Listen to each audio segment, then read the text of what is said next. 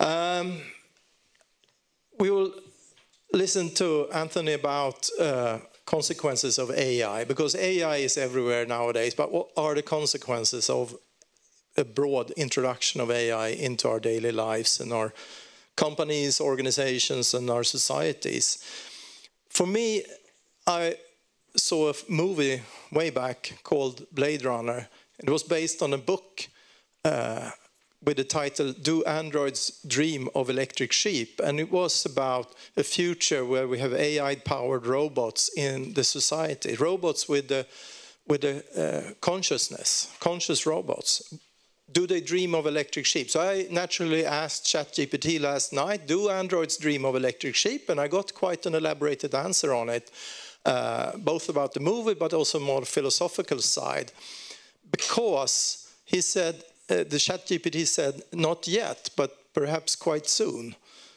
And the thing is, we humans, when we dream, our brains are processing all the impressions, thoughts, and images, and everything we have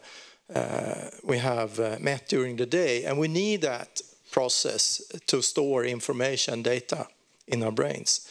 And what ChatGPT said, in the near future, we might need that in the AI development as well. And actually, they're already experimenting on that, processing data information to get more easily accessible afterwards. Also, the training data that is used to train AI are a sort of a dream. At least that was the ChatGPT answer of electric sheep.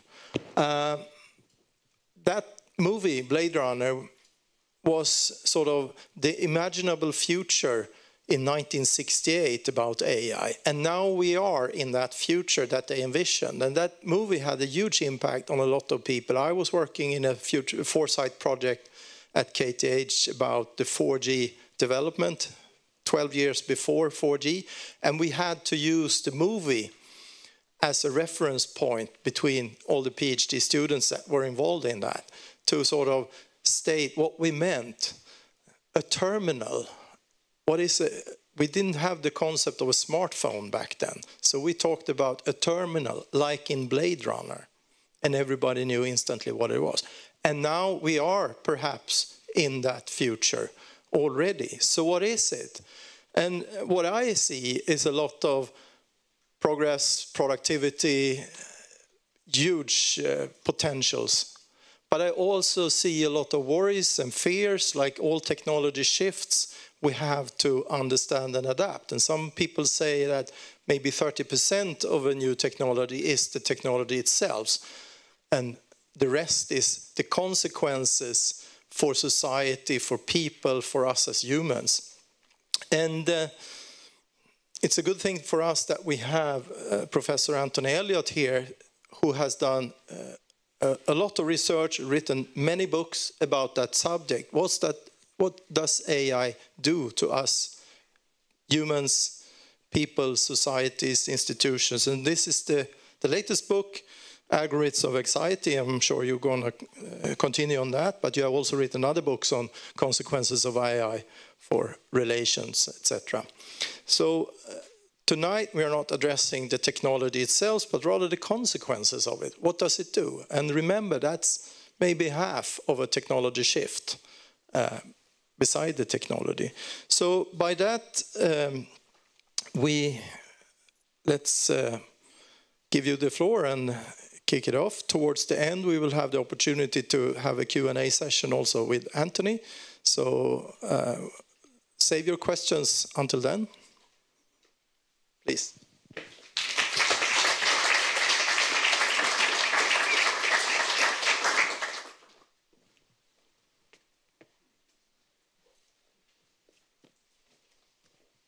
Well, thanks very much, Frederick, for that really kind introduction. And good evening, everyone. Right at the outset, I mean, it's an enormous honour and pleasure to be invited to come along and meet with you tonight to talk with you about the broad theme of artificial intelligence. And I suppose also, I'm not very good at thank yous, but I've had a lovely afternoon and discussions here. Right at the outset, let me just express my thanks to the chair of the Academy, Mr. Marcus Wallenberg, and also to the Academy's president, Professor Sylvia Schwab-Soger. In terms of where to start, I've been working on the digital revolution now for over 10 years, probably a bit longer, back to 2014. And when I first started, I was trying to come up with a term that I suppose best encapsulates what it's like to live in a world of rising artificial intelligence. And bear in mind, this is going back 10 years, okay? And the term that I came up with at that stage was technological tsunami.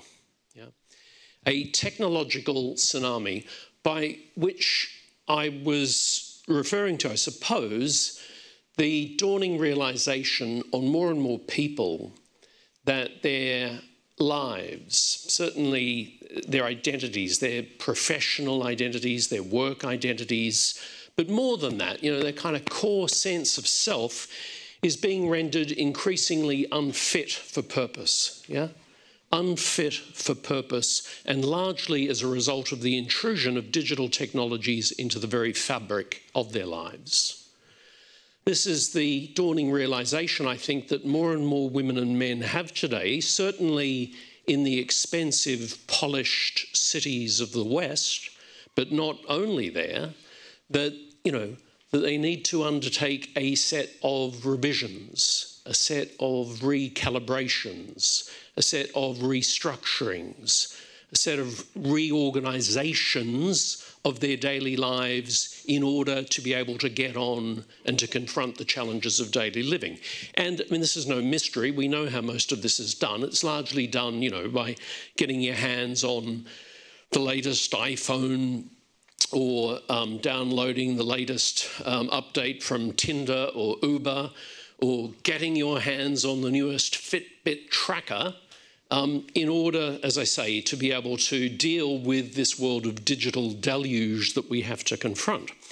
And yet, kind of curiously, I think more than that, yeah, because of a set of disabling worries, forebodings, trepidations that whatever purchases, whatever downloads, whatever updates you take, you know, it may be good enough for today, but this kind of gnawing worry in the back of your mind that it's not going to be good enough to confront the challenges that you're going to face tomorrow.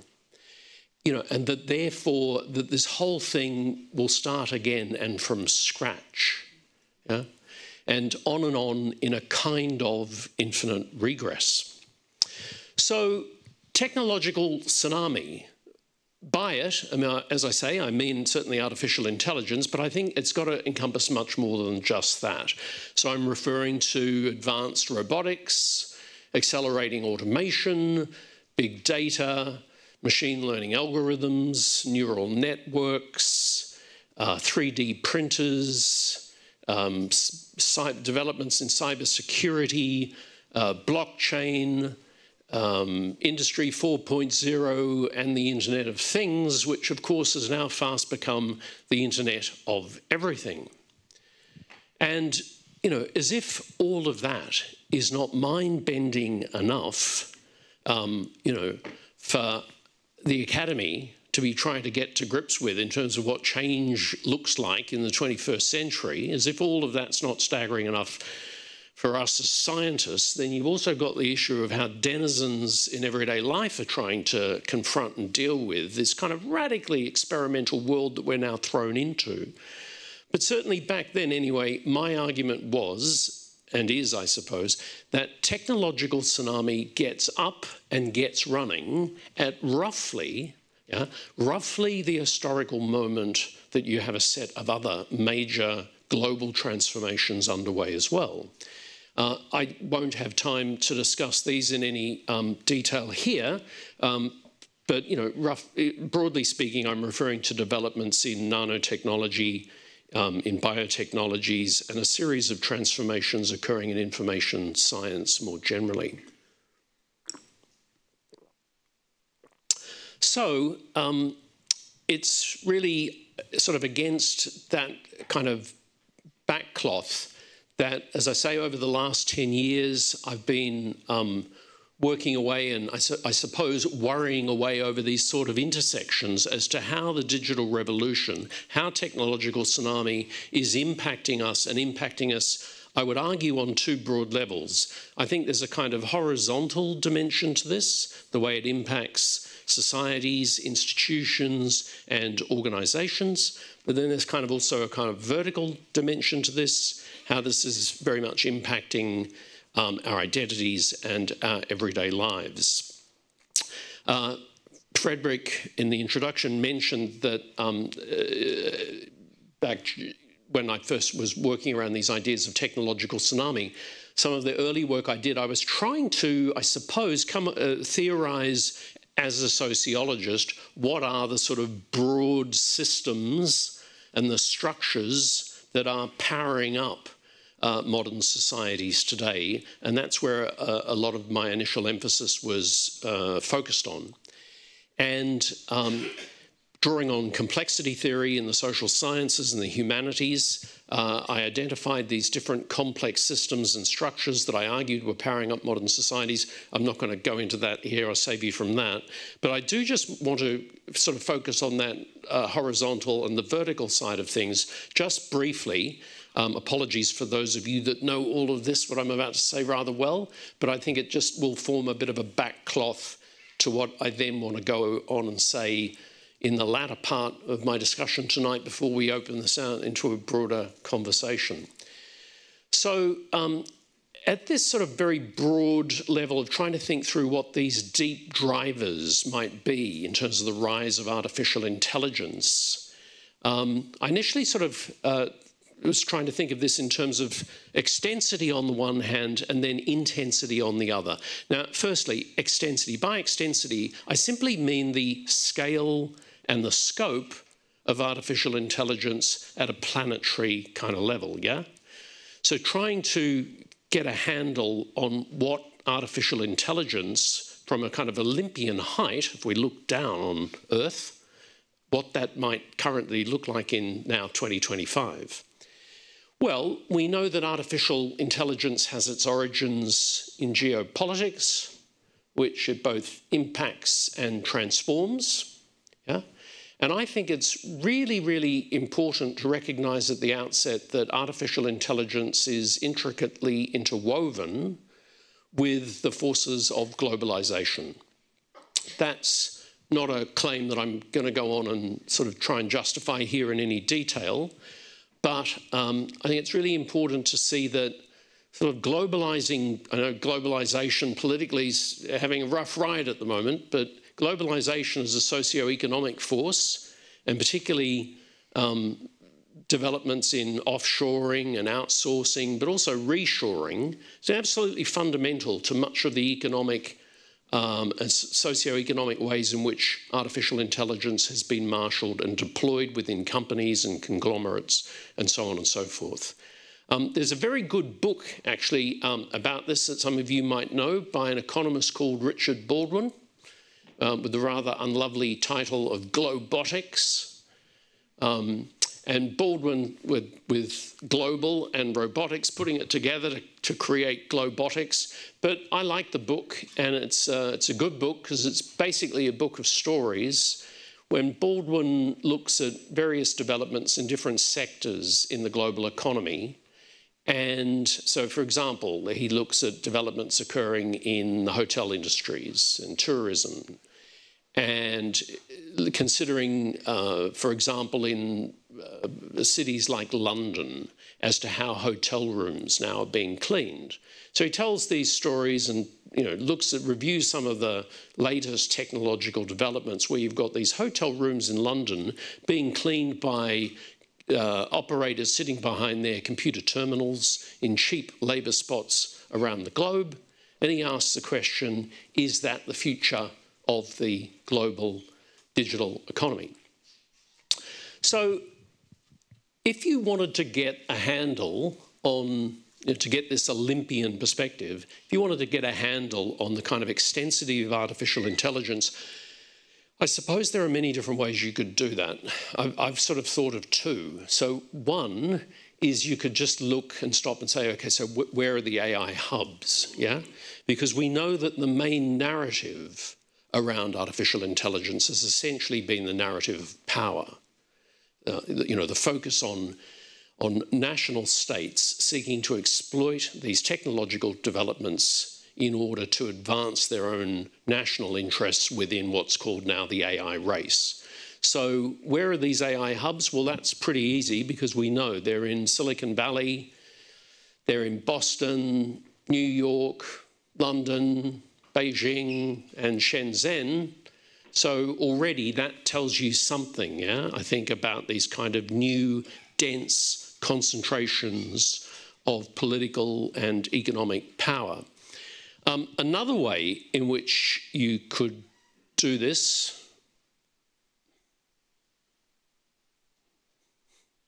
try it again, is to look at all these pretty flags. And sorry, you probably, for those at the back, you may have to squint a bit, and don't squint too hard because this is actually already quite out of date.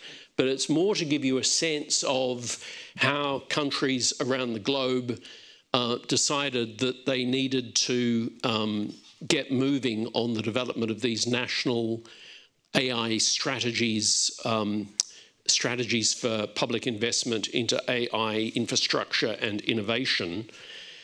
And where I live and work in Australia, we sort of came to this rather late on in the piece. And it was, we were talking about this earlier today at lunch, in the Australian context, all sorts of other developments came along, namely changes in government and then, of course, the global pandemic. So we actually, as a country, didn't get that far with it. And in any event, our strategy in Australia, we were talking public investment to the tune of tens of millions of dollars. But what's interesting here, I think, is if you sort of go back and look at this, because I say, it's certainly back to 2017, I mean, some of it's quite old now, it's going a long way back. But those original investments, they really sort of differ. There are different scales of investment that really stand out, I think. So, for example, you know, a country like the United Kingdom has invested something to the tune of like £2 billion pounds into artificial intelligence in terms of its public expenditure commitments at a governmental level. I'm not talking private investment here, this is government investment. And that is sort of, I suppose, at a parity with similar range countries. So France is about $2.5 billion. But of course, then you get a massive shift if you then move to a regional level. If you look at something like the European Union, which has made investments and commitments to some 20 billion euros out in the coming years. And then, of course, because of the AI race, so you can shift all the way through to the global superpowers. China has a forward commitment of some $200 billion into artificial intelligence between now and 2030. And of course, well, the United States, very difficult to comment on exactly there because, of course, with the arrival of the Trump administration earlier this year, that administration's been rather busy undoing a lot of the common testing standards that the Biden administration had put into existence. But as I'm sure people here know, there are these developments like the announcement earlier this year of the Stargate Alliance, where you've got, you know, private investment of up to $500 billion that they're talking about going into artificial intelligence. So I suppose little wonder that one industry estimate has it that AI might be worth, yeah, it might be worth some $16 trillion to the global economy by 2030. So that's, as I say, trying to measure kind of extensity. If we go in the other direction, though, as you will know, most of the debate actually about artificial intelligence has tended to focus on a very kind of institutional level, yeah? And I think there are very good reasons for that. It's I think, the academy responding to the worries and anxieties that ordinary people actually have. So we know that most people, the issue that worries them most about AI has been the whole issue about their jobs going to robots. And the other major sort of public debate, I suppose, over AI has been the debate over ethics, the ethics of artificial intelligence. So it's not surprising, therefore, that in my field as a sociologist, if you look at social sciences, if you look at humanities, even if you look at what's being done in the creative arts, I think a lot of what's happened has been, initially, it was very sort of institutionally focused. If I've made any contribution that I'm pleased about to this broader debate, it was the contribution in roughly the following way, to say, yes, of course, artificial intelligence and its current offshoots is all about massive changes occurring in infrastructures and institutions and organizations, but it is also fundamentally about change affecting our identities and our intimacies. Yeah? So another way, I suppose, of saying that would be to say that artificial intelligence actually goes all the way down. Yeah? It goes all the way down, right into the very heart of selfhood and subjectivity, of friendship, of gender relationships, of family life, sexuality, and the body. So you've got this incredible, if you think about it for a minute, you've got an incredible swathe of change there that's happening all at once. And I think, much of that can be demonstrated fairly easily. I sort of go back to these things that we all, pretty much all, carry around now on our bodies or sort of in our back pockets or in our purses or bags. But it's absolutely, if you stop and think about it, it's quite extraordinary, because what you've got here is, it's the device with incredible algorithmic power, even if, like me, you actually only use a fraction of that algorithmic power, or at least that's what my kids always tell me, that I'm only using a fraction of that algorithmic power. But I think it's quite extraordinary. What I'm holding here is 60,000 times faster, 60,000 times faster with 7 million times more memory capacity than the computer that was on board Apollo 11 that put a man in the moon. So, you've got to, I think, be a bit astonished by that, I would suggest. And in a sense, what that surely means, there's a serious sociological point behind it, and I think the sociological point behind it is that it now means that we can all lead a just-in-time lifestyle. Yeah? Whether we think about it or not, whether we know it or not, we all lead a just-in-time lifestyle. And consequently, I would suggest to you that's hugely, hugely different to the sorts of lives that, say, your parents led, or certainly the lives that their parents led. So if you view that in an historical context, that's remarkable. The amount of change that's just happened intergenerationally, I would suggest that's absolutely astonishing.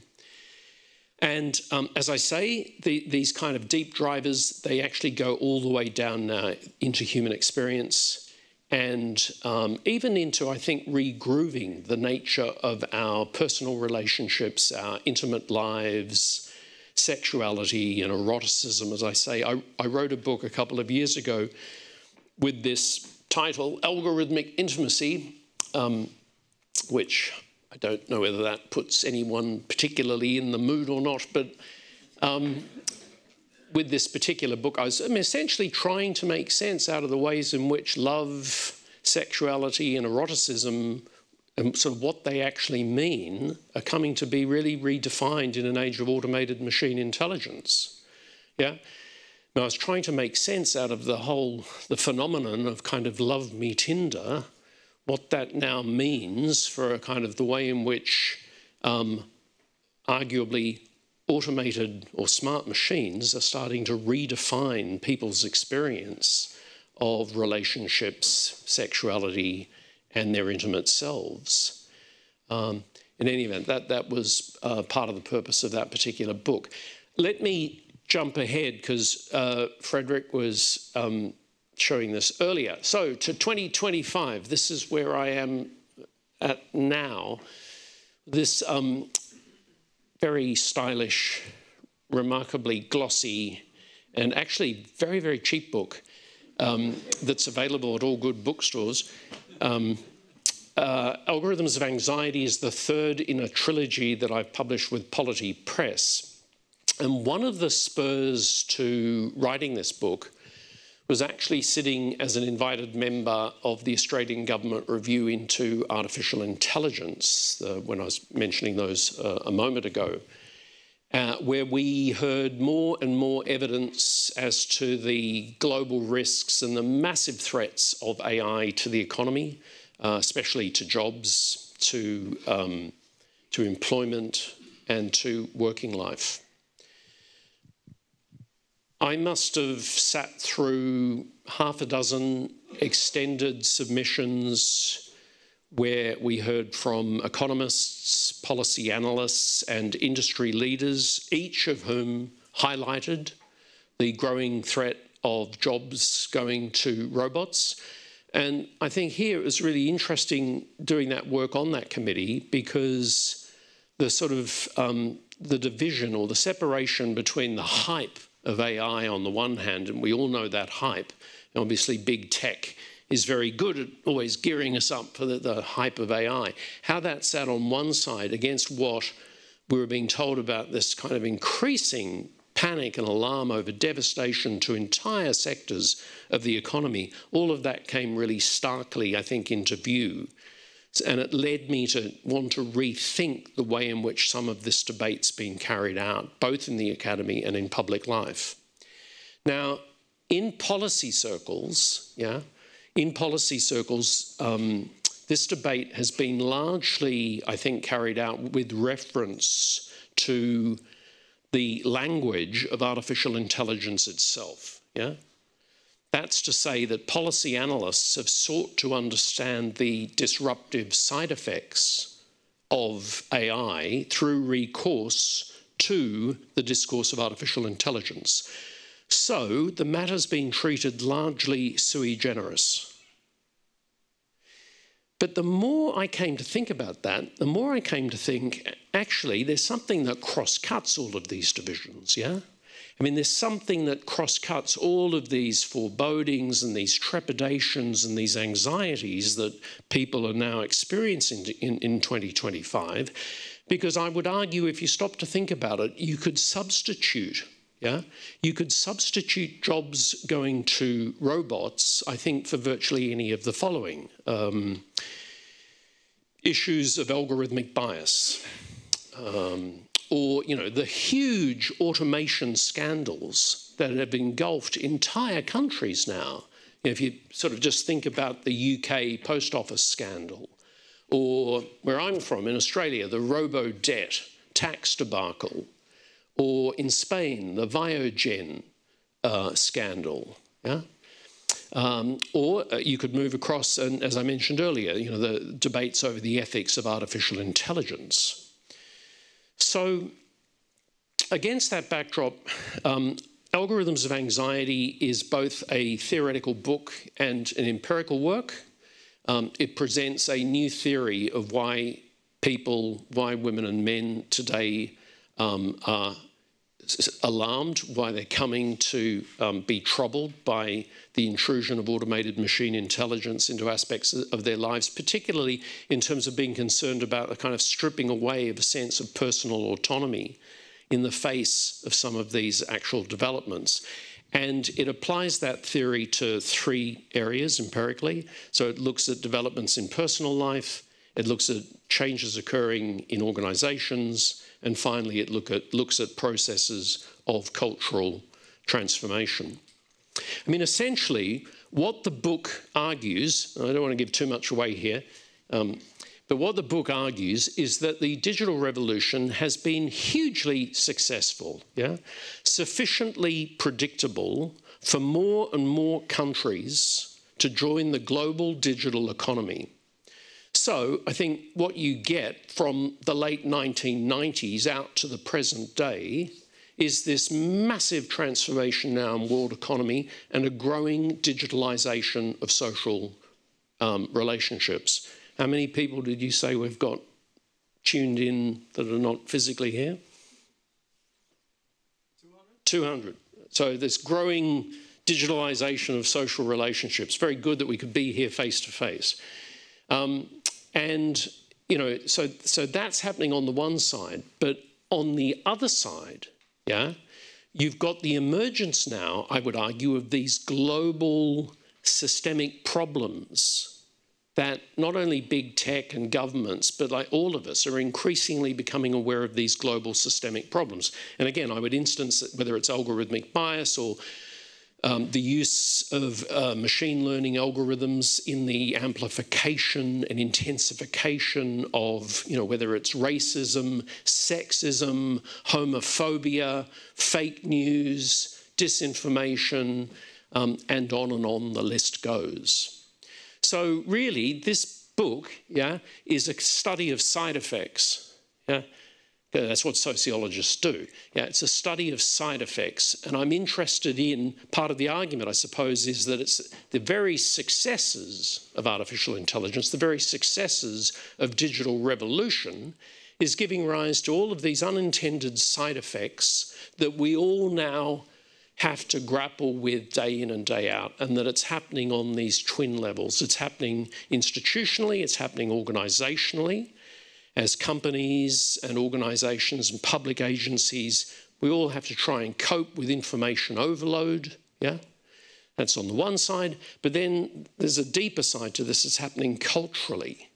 And this, I think, plays out now with a vengeance, in the sense that more and more people now have this sort of sense of emotional burnout, a kind of burnout, trying to keep up with this digital deluge, the sense of feeling that life's becoming blank or bored, or that people are disengaged or disenchanted, disconnected, this sort of massive infusion of anxiety. And again, you don't need me to tell you this, when you just open any newspaper or look at your social media feed and you'll see it. I mean, there's this fearsome ubiquity of fears today, which is, it's self-referential and it's self-breeding. I mean, there's no end to the things, it seems, that we're getting increasingly worried about. I mean, certainly technological unemployment, but there are fears, as you know, about social media's impact on young people, teenagers, especially young girls. There are fears about ChatGPT, fears about the metaverse, fears about AI's intrusion into private life, fears about fake news and disinformation, trepidations about surveillance capitalism. And then, of course, there's the mother of all AI fears, the fear that AI might actually just be the last invention that humanity ever creates. And this was the fear that was, well, yes, Elon Musk once talked about this, but I think more interestingly, the late Stephen Hawking made that argument, didn't he? That artificial intelligence may actually just represent the end of human civilization itself. It couldn't be ruled out as part of the account there.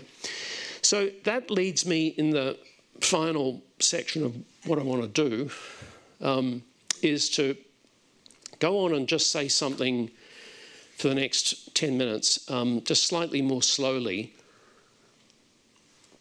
and more from a social science angle about what I think's driving some of that, and what this takeoff of these fears and worries and trepidations are actually about. So as a sociologist and as a social theorist, I'm sorry for some of this terminology, but in terms of thinking about modern living, the nature of what modernity is like today, there are lots of different ways in which I suppose the theory of modernity can be talked about. But I think one of the more interesting renditions of what modern social experience has been like, that comes out of social science and humanities, is the focus on a concern with certainty, with certitude. The direction of history becomes equated in this, very broadly speaking, in social science accounts of modernity, with a kind of increasing mastery of the social world. This was the idea that the more we, whoever we are, the more we try to apply expert knowledge to the social world around us, the more we'd be able to control that world. Well, ladies and gentlemen, as you all know, that has not been borne out, neither by the 20th century nor by the early decades of the 21st century. I mean, world wars, the awesome destructive power of nuclear weapons, climate change and global warming, overpopulation, now the resurgence of a kind of right-wing political popularism throughout parts of America, Europe, Asia.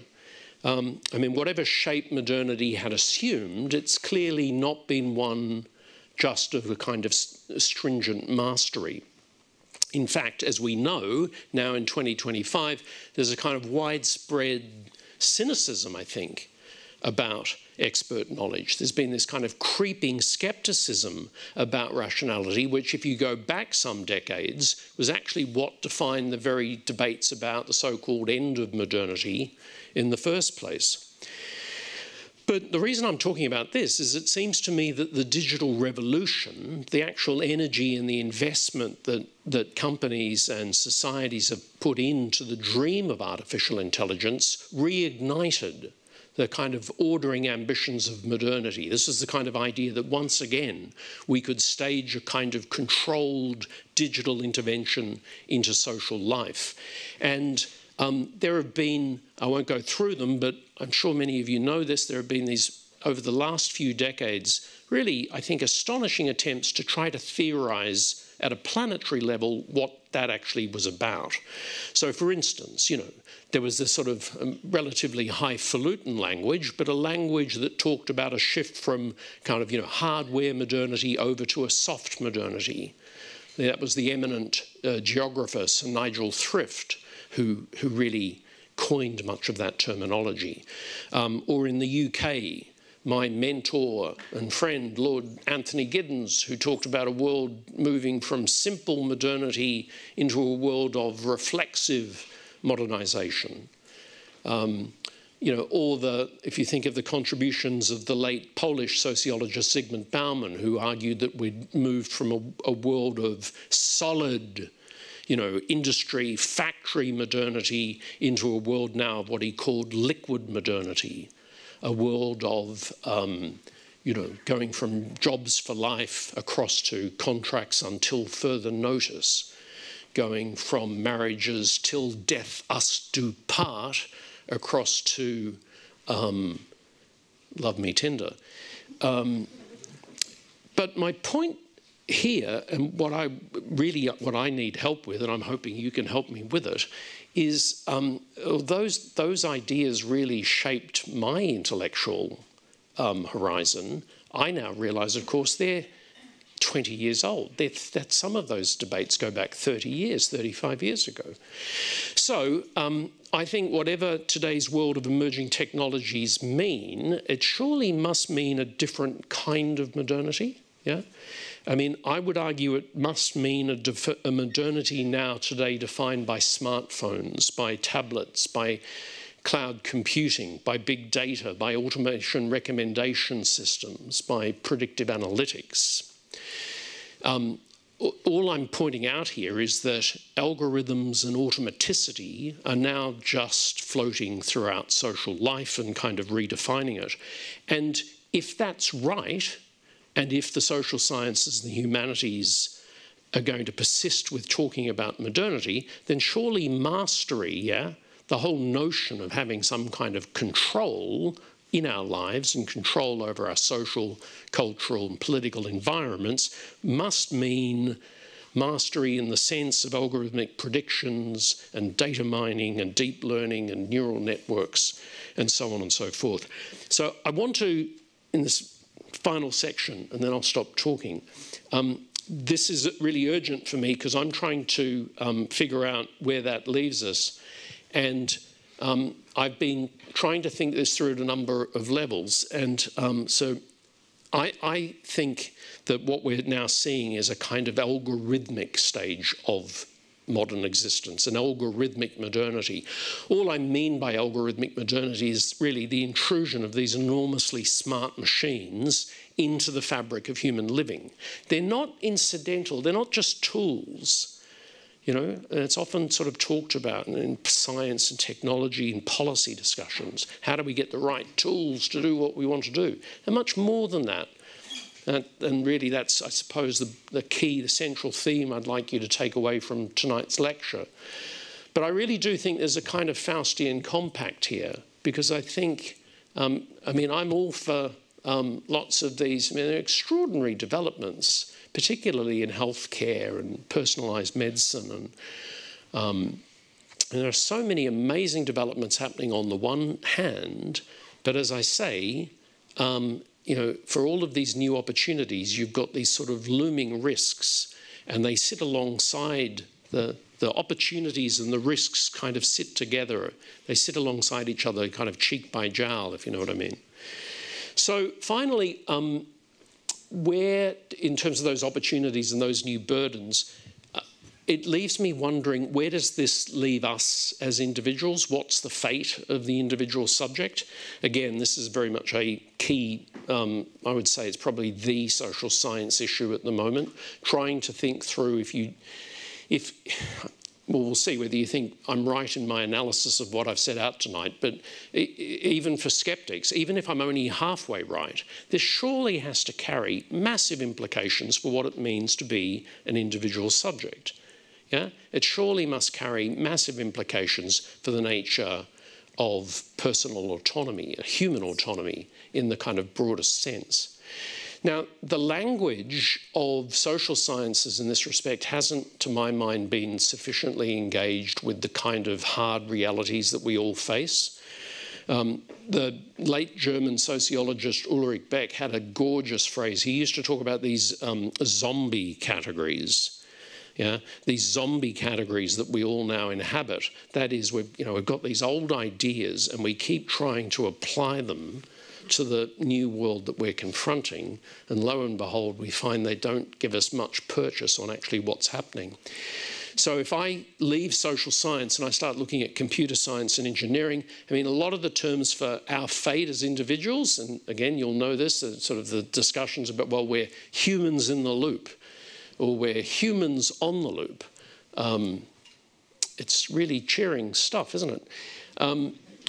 And I kept thinking there's got to be a better account of actually what it feels like to be an individual today, confronting this world of digital deluge. Yeah? And I found it. At least I think I found one answer to the answer to the question. I will meet you on the other side of this. I apologise, it's from the world of big tech, but I think it's nonetheless very insightful.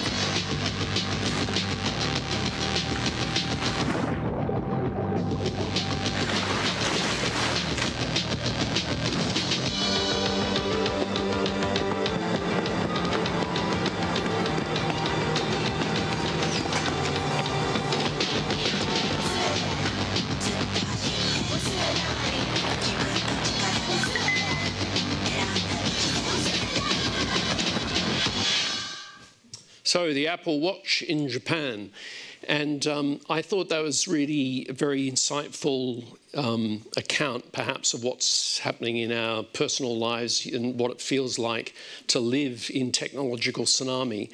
And the term that came to my mind when I watched that advert, I kept thinking, is that's really caught something. And the term I came up with was that of a kind of lurching quality. I don't know if there's a Swedish version of the English word lurching, but that sense, and I think everyone in the room, I hope, can relate to this. You know, you go in, you arrive in the office, and you've got something that's urgent, and you're trying to focus on it, and as you start to do it, suddenly, you know, there'll be that email that's absolutely, it's critical that you've got to address it and you've got to respond. So you kind of leave what you're doing here to go and do that, but fully intending to come back to this. And you're doing it, and you're trying to come back to this, but then suddenly there's a ping, there's a recommendation, there's something then that's kind of dragging you elsewhere. And I think there's that sense of lurching, which is more and more what it just feels like to be an individual subject in the age of algorithmic modernity, or at least that's the thesis that I'm trying to explore. Why? Why would I do this? Why do I have these discussions with my colleagues that are trying to, in the academy, worry away over this sort of stuff? I just want to leave with this comment. It strikes me that it's very easy for people, and particularly when I'm talking to students beginning their work, this kind of sense that this world, that it's becoming just so embedded, and this is just now the way things are. I think it's really worth remembering that we're actually at the still very, very early stages of the digital revolution, yeah? And therefore, it's absolutely critical that we find ways of connecting up the latest developments coming out of computer science, of software engineering, of mathematics, and having these conversations with what's happening in the social sciences, the humanities, and the creative arts. I think there's really everything to play for. And we also critically need accounts at the moment that are going to actually engage broader publics to find ways to actually have more of these sorts of discussions. In any event, I'm going to leave it there. Thank you very much for listening. Thanks.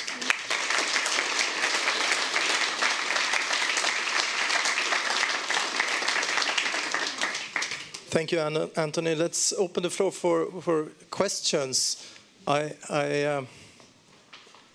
me pose one question. The duality here, on one side we had the Apple Watch there that we want to have to get the feedbacks and data. On the other side, it drags us into whatever it's programmed to do and might not be in our own will. I met the question the other day, I want a boss that can feedback to me how my work is doing, how I'm doing, and how I can improve. But the boss doesn't have time for that. But now I can get an AI who can feedback on my sales call, on my product, how I worked on during the day and every day. So I would rather prefer an AI as a boss, maybe. So what's how should we understand that duality? On one hand, we're skeptical. On the other hand, we want it. Yeah, but I think part of what I was trying to get at in earlier on in the talk was that I don't think we should see those reactions as necessarily somehow cancelling each other out. So in the same way that it strikes me that the whole opportunity/risk landscape that we face in 2025 is a really hugely different risk/opportunity landscape, say, that was faced by previous generations. Yeah. So, I mean, as we've known for some time, we now face a risk landscape where there is no other side. So, by that I mean, if a nuclear winter were to come to pass, sorry, can I just grab these here? Because if a nuclear winter were to come to pass,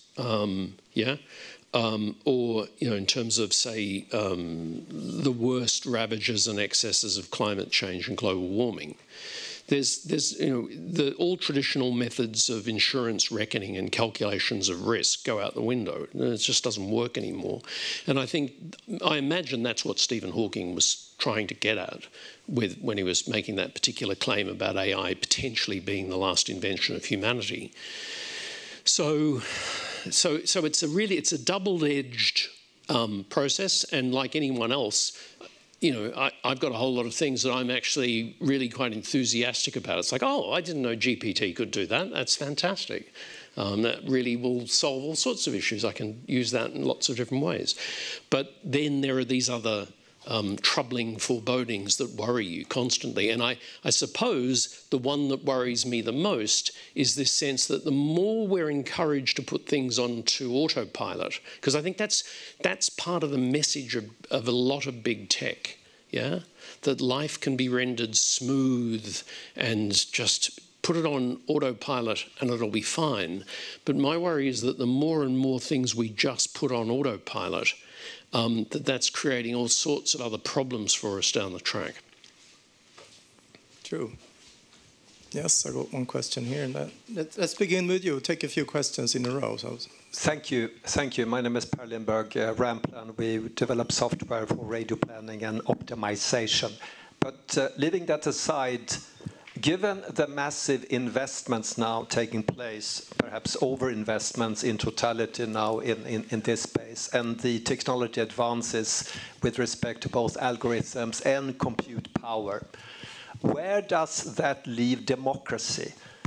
Obviously, it has never, ever been easier to manipulate, distort, influence the thoughts, feelings, emotions, and hence actions of human beings.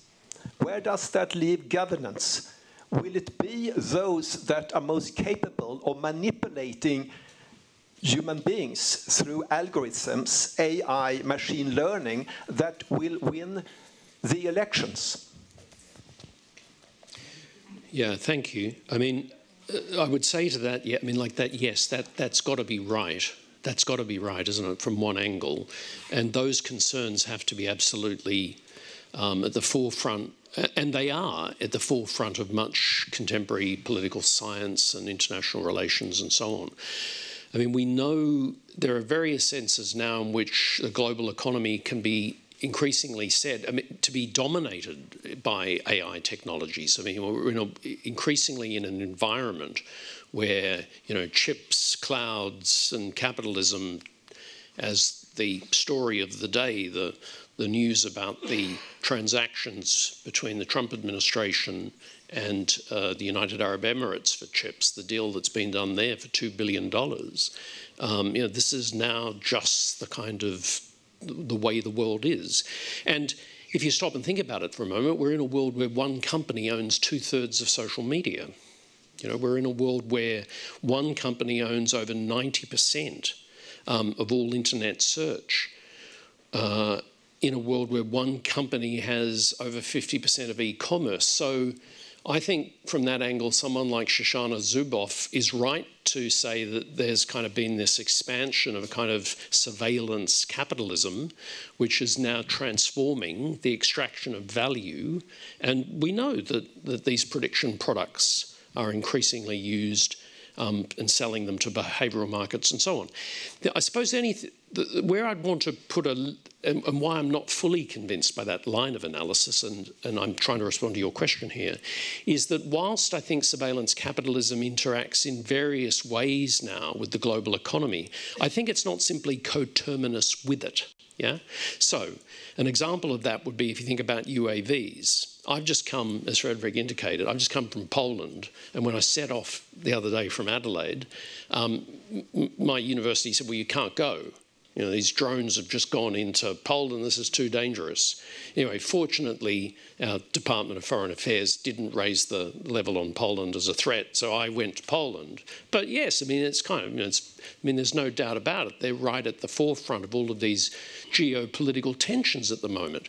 But the flip side is, with drone technology, we know the very same technology has been used and is being used to deliver humanitarian aid to some of the most vulnerable communities and populations undergoing the ravages of war. So, you know, I think we've got to see that it's a double-edged phenomenon, and we've got to see that it's not just all going in one direction. And I suppose that's why I'm hopeful. That's why I said a moment ago that there's everything to play for. We had a question down there. Yes. Maria Corsan and I work with environmental and environmental research. Now, listening to you, you're astonishing in the way that you explain your analysis, but listening to you and assuming that there are more good people in the world than evil people, assuming that, Hope so. do you believe that AI creates more opportunities for us or more fears? Well, thank you for the question. There are so many different dimensions to that, but I suppose one thing that immediately occurs to me, and it's probably because I've just written this book about anxiety, so I've been pretty anxious myself looking at this, as I said earlier, this massive takeoff, I think, of anxiety and fear. So I think there's something that certainly at the moment, I think you could actually do worse than suggest at the moment generative AI takes off. You could date it in part to ChatGPT. There is this explosion in worries and automation scandals and public inquiries into sort of, you know, what's going on, what kind of world are we actually living in. I suppose part of my argument there has been to suggest that we shouldn't try and just sweep that to the sidelines, that it actually tells us something hugely important, and that we've got to bring that back into public discourse, particularly around science and technology. Yeah. So, but throughout, I don't see, I mean, I know much of the debate, you've got the kind of, you know, the AI boosters on the one hand saying that the future's is kind of, you know, we're all heading to technological singularity. Then on the other hand, you've got the kind of doomsayers are either just saying, well, no, actually, most of the economy's structured and works pretty much the way it always has, or they're just kind of engaged in denial. My work's, I think, trying to suggest you need to see this as a complex interplay. It's a dialectical interplay, and we can't know. I mean, how could we possibly know in advance how this is going to play out? Because if my analysis is right, this is a real-time experiment. We've never lived in a world like this before. So that, I think, the experimental nature of it, that's what I mean about people living these kind of just-in-time lifestyles now. It's just so different to what we've had even in the very recent past. We have two more questions, one over here and one up there, and then we have to Thank you for a great presentation, Mr. Elliott. My name is Ulf Kruse. I'm the chairman of the Chalmers Technical University alumni here in Stockholm. And I have a question regarding global strategies or national strategies. You had a timeline there, which interestingly enough started with Japan, which is one of the least digital companies in the, or countries in the free world, where their Ministry of IT just started a war against fax machines. Anyway, a year ago, there was a United Nations decision on a global digital compact, as well as all these national ones you showed. Do they actually have an impact at all in practice, or is it development is done by companies and universities and nations are just laggards? What do you think? So my sense of that, even though I took part in our national review that for lots of complex reasons didn't lead to a kind of outcome that I was hoping for personally, I think some of the national reviews have. And I think the public debates in these areas have been hugely important, because you're quite right. So much of the work that's being done, so much of the innovation is done by the tech companies. And we've seen time and time again that there have been many instances where those very companies and conglomerates are not wanting to make available information about the nature of algorithmic predictions and their settings and what goes into the design and development for all sorts of commercial reasons, but that I think the public actually has a reason to seek and to demand transparency on some of these issues. So, you know, even if some of these national outcomes have not been as impressive as they might have been, I certainly think they're very important. And I think I would just add to that, I think we're, in a sense, the reason these sort of national, but as you say, regional kind of type discussions are very significant. And we've seen this in the European Union, of GDPR and the AI Act and so on and so forth. So, you know, hands up anyone that's against AI transparency. I think that the serious point must be that we are insufficiently equipped as individuals, as humans, to be able to see the unintended consequences of AI.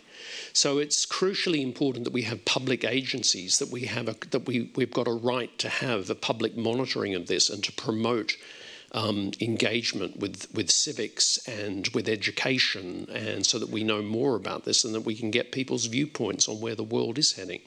So that would be my reaction, I suppose.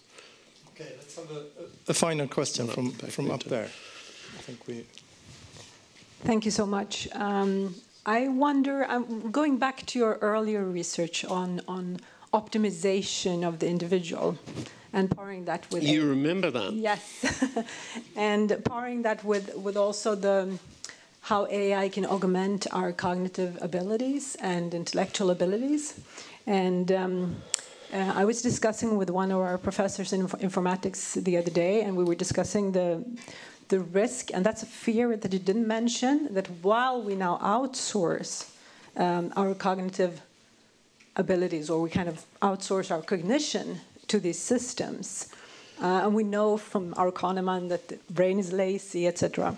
So the fear of losing the ability to logic thinking, and I would like to hear your thoughts on how will future generations learn and learn things that are slightly more difficult than the easiest task. Gosh, Annette, there's a lot there. But I mean, in terms of the whole debate over, machine intelligence equaling or outstripping human intelligence, and those debates around a kind of singularity. There's a colleague of mine in Australia, the engineer Toby Walsh, who, because there are all those predictions, it's going to happen in 2043, or it's going to happen in... Anyway, he did this sampling of world-leading engineers and then worked out the average, and apparently now it's going to happen in 2062 or something like that. I don't know. It's very difficult, isn't it? I mean, on the one hand, it's no doubt we live in a world now where there are supercomputers on the planet that can do up to 200 billion calculations per second. 200 billion calculations per second. So you can kind of stop, I suppose, and then think, well, we may as well give up the game. Let's just go and have a drink now and call it quits. But it also strikes me that we often get this wrong. It's often talked about in terms of, we're at the stage at the moment where AI is largely trying to mimic us. It's trying to mimic what we do, and it's getting better and better and faster at it. And that we're going to eventually move from this stage of a kind of soft AI to an advanced AI, to artificial general intelligence. Yet, I don't know how accurate that is sometimes, because I look at it and think, I know AI can process, all my spam, and that it can look at all of Netflix and then just tell me instantly what it is that I want to watch at night, or it can scan crowds at airports for a very particular face. But they're not attributes that we were ever very good at. I mean, we couldn't do that anyway. So it's not simply that it's trying to mimic what we can do. So, I mean, again, I think it's just important that we try to separate some of that out. The famous American philosopher John Searle, I go back to his Chinese room experiment, for those of you that know that, and I won't go into that. But, I mean, I think he developed a very convincing argument, Searle, as to, what some of the more technologist accounts of the way the world is going, what it leaves out of account. Of course, what it leaves out of account is the body, and the body in interaction with others. So there are lots of different ways, I suppose, in which we could address this. But I think the point you've raised is a really interesting one. So I think we're over time, so let's wrap up and give Professor Anthony Elliott a great big hand. Thank you very much.